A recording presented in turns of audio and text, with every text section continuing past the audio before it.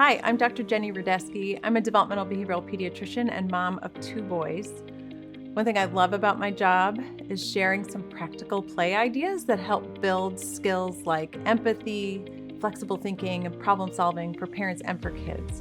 So let's talk about empathy today. This is a fuzzy concept. We all know it's really important to be able to understand what other people are thinking and feeling and to be able to meet them where they are. But it's hard to measure. Like, how do you know when your child is learning empathy? We know when they can count to 10. We know when they can say their ABCs. Those sorts of concrete skills are easy to see that our children are developing.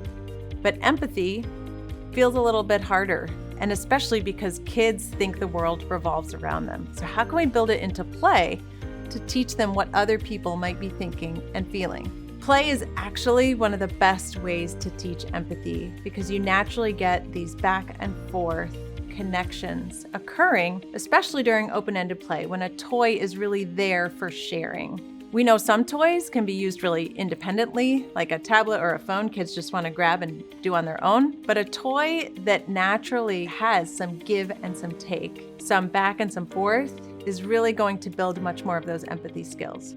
Gifts are given and received. And one thing that happens with a gift is the other person opens it. And when they open it, you watch their facial expression.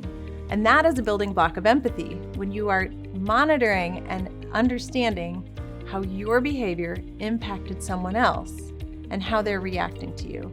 Another cool thing is that it's filled with all of these sensory toys.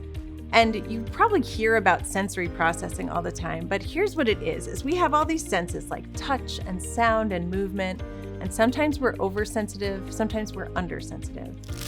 Some kids love the crinkly sounds or the really super soft feeling of their favorite stuffed animal. They may rub it all over their face. They may be the sort of kid who loves to move, throw things, run into things. They may be the sort of kid who just wants to sit in the corner of the couch and look at a book. If you take note of what sort of senses calm your kid down and what sort of sensory input overwhelms them, it can be easier for you to help them find calm or to get excited just through your sensory environment. There's also a very cool sensory thing at the bottom in terms of a mirror. Infants love finding themselves in mirrors. It's something that they find surprising and delightful and is an easy way to have a back and forth interaction or just enjoying the fact that they are discovering something.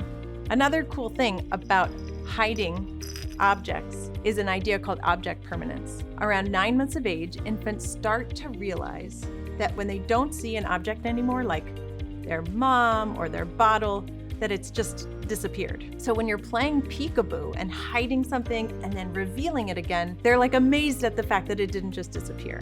Then around age 9 months, they start to realize, oh, okay, I knew that was still behind there. I knew that was there. And they love the fact that they were right. The awesome thing about open-ended play is that it lets your child take the lead and play the way they experience the world. And it also has these opportunities for giving and receiving and for seeing how you affect those around you.